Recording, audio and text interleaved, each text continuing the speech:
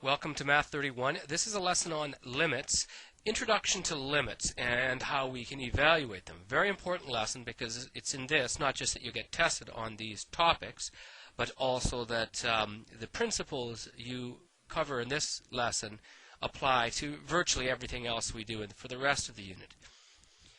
So to begin, let's consider a pretty standard looking function. We've seen this one many times, or similar ones, x squared minus 16 over x minus 4. It is not expressed as a split function. This is a rational function with a point of discontinuity. So hopefully this is no big surprise. The graph's going to look like this, a linear graph looking like x plus 4, but we have a hole in the graph, that point of discontinuity at x equal 4, y equal 8. And then, if we were to set up a table of values here and kind of play dumb on this question, pretend we didn't really know what was happening with it, and say that you wanted to figure out, though, what is going on around x equal 4. So, because x equal 4 doesn't exist, your first thought is to substitute x equal 3.9 into the equation. Now keep in mind that this function does simplify down to x plus 4. And then when you plug in x equals 3.9 into that function, 3.9 plus 4 is 7.9. Okay. Then you go, well, I want to get closer and closer to 4, so I go 3.99. And then this turns into 4.99 for the y value. And so on. 3.999, 4.999, 7.99. Where did I learn to add? 999. And then if you stepped over and went 4.001 and you added on 4 to that, you get 8.001. Now, etc. And what is this proving? Well, it means that as x approaches or gets closer to 4, the function itself, f at x, approaches 8. And we would also describe this as saying the limit of f at x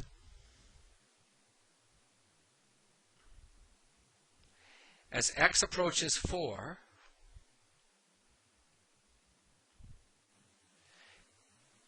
is 8.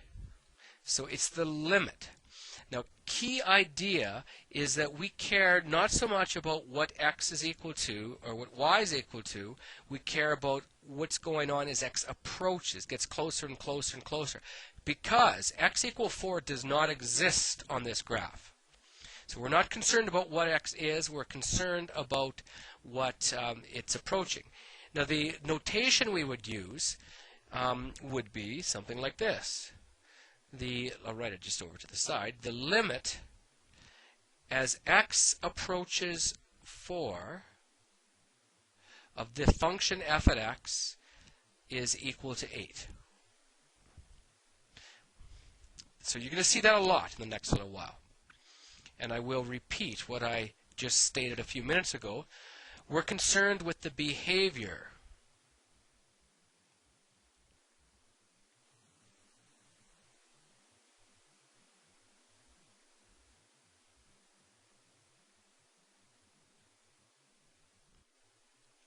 as x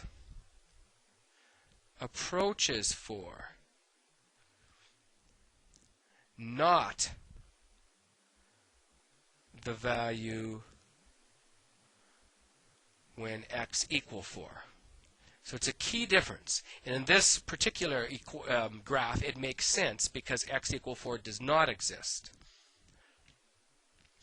Now, to put this all together with more notation, this is how we write it. The limit of f at x as x approaches a is L. So any number L. In this case, what we would have is, our L value, if you like, is equal to 8.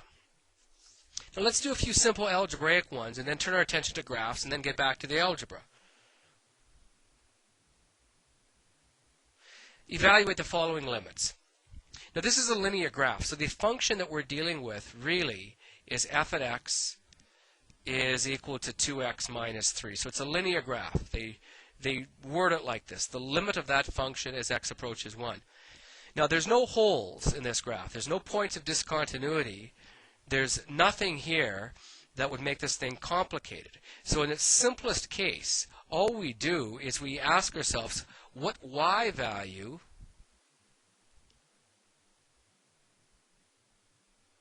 does the function approach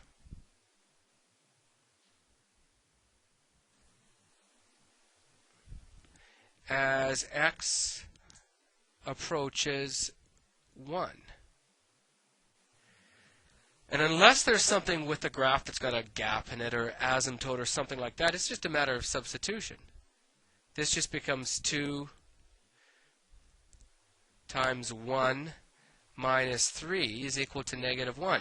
So we simply say that the limit is equal to negative 1, which means that's the y value that we're approaching as x approaches 1. So its simplest form, it's just straight substitution.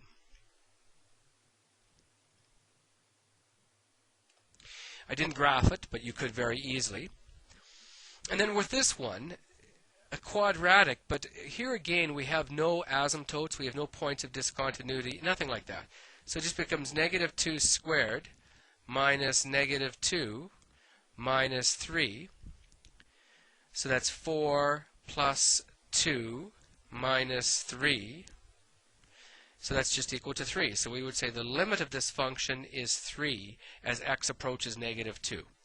But again, straight substitution, nothing, no algebra, no simplification, just straight substitute it in and evaluate the number. If we change gears for a few minutes, we can take a look at some graphical illustrations of this. So graphically find the following limits. Now there's no equation attached to this one, just a graph with the question itself being find the limit of the function f of x as x approaches 2. And by inspection, we can answer this problem. It's going to be equal to, the way I see this one, 12. The y value, as we get closer and closer to 2, from either direction, left or right, y is going to approach 12. Note y is never equal to 12, just like x is never equal to 2. Doesn't matter. The limit cares what's going on as we get closer. Take a look at another one. This one always gets people because it's a horizontal line, y is equal to 3. And as x gets closer to negative 1, well, y gets closer to 3. Y is always equal to 3, so it probably stands to reason. As you move left and right towards the value x equal negative 1, y is going to be approaching 3. Kind of an odd one because you don't think of it being approaching simply because you're always equal to it. But the y value will, in fact, never vary from 3. It's equal to 3, and it approaches 3. Now this one, the function as x approaches 5, this is kind of what we saw earlier. As x approaches 5, which is right there, I think y is approaching negative 3 if I read my graph properly. So even though that value is defined, x does equal 5, y does equal negative 3, it doesn't really matter. We care what's going on as we approach. So as x approaches 5, y approaches negative 3. Here we have a pretty routine reciprocal function. I did give the equation in this case. Now, the limit, as x gets closer to 0, things get interesting. Because as we approach 0 from the left side, like from going from the left this way to 0, in fact, the function, the y value, gets smaller and smaller. It approaches negative infinity. Now, I'm going to show you this, even though we're formally not covering the left and right-hand limits yet. We will next, or in a lesson or two. The left-hand limit is equal to, well, it decreases without bound. It's because it goes down forever. There is no limit. The right-hand limit So file this away someplace, this notation. As we approach 0 from the right side, the function goes up forever, so it's positive infinity. So therefore, there is no limit. So when you say no limit, you mean usually a case like this, where you've got the vertical asymptote and where the function is either going upwards to forever upwards or forever downwards.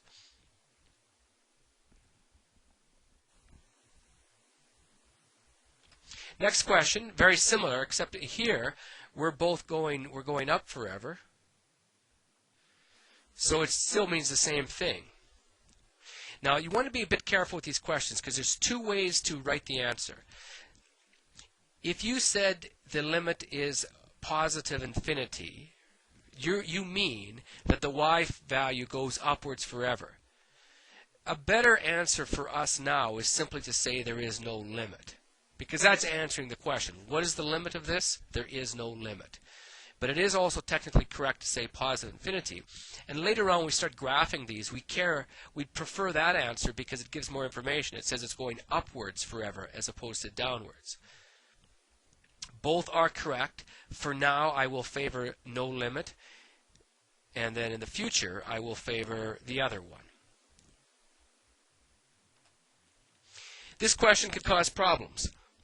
We have the function, and we've seen this before. We have the point of discontinuity at what appears to be x equal 9. And then we have a point right there. Now this point has coordinates 9, 3, it appears.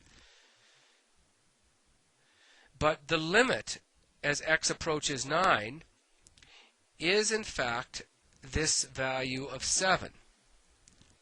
So this reminds us that for limits we don't care what y is equal to when x is equal to 9 or what x is equal to that number. We care only what we're approaching. And we approach y equals 7 all the way from both sides.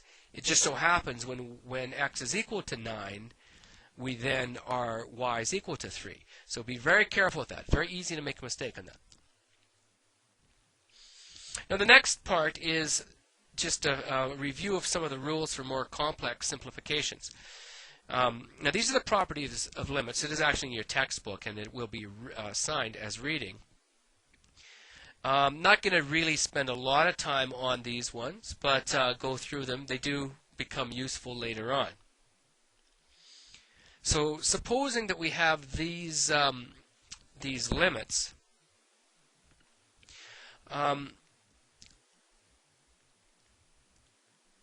given these conditions that they both exist and c is a constant value. So the first one simply means that if we have the limit of two separate polynomials, or one polynomial that can be broken into two, we can break it into two like that. So if you had the limit of, let's say as x approaches 2, of 5x squared plus 3x, if it suited your purposes, and it may at times, you could break this into two limits. So x approaches 2 of 5x squared plus the limit of 3x as x approaches 2.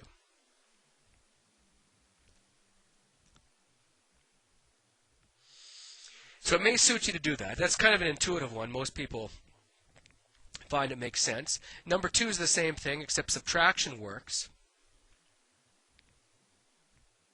Number 3 just means if you're multiplying a constant. So like, for example, this very question we have above us, the limit of 5x squared.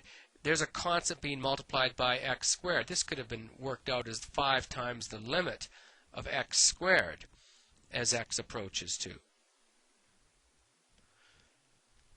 Oops, take that back. Sorry, I got a little crazy on the trigger here. And the other ones I'm not so much concerned about. This just means you're multiplying 2 together. You can also break it into 2. Not a big deal, I don't think. Division, same thing as the multiplication. Square roots and the radical ones and the exponents also just meaning that if you took a look at the limit of x squared,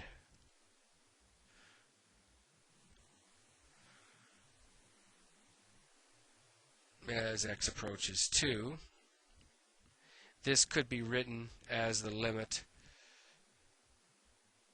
as x approaches 2 of x.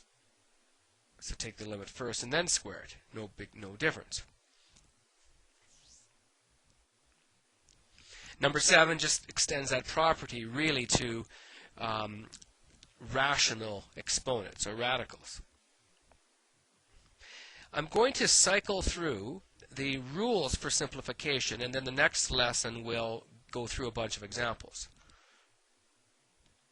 So simplifying limits, calculating limits of a polynomial or rational function. So this is really what it's all about.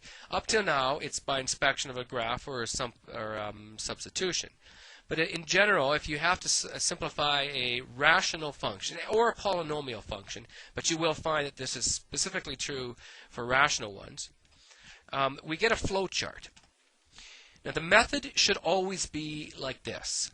Whenever you're asked to evaluate a function, you substitute the value into the function. So this is the limit as x approaches a. Plug it in. We did that on the very first two numeric or algebraic ones. And if the result is a number, well then you're in great shape, because then that is going to be the answer. So problem solved. There is your limit. You substitute it in, you got an answer. We did that for those first two. And for a few questions on your exam, that's exactly what's going to happen. However, if the result is not a number, well, we have to elaborate on this. When I say not a number, what do we mean? Well, one possibility is it's a non-zero number divided by 0. So, for example, you could have 5 divided by 0. Now, anytime you get that through substitution, and that's what we would have got in a couple of those graph ones where we had asymptotes, we're also in luck, because it means the limit does not exist. End of story. So that typically is going to be an asymptote, such as we saw.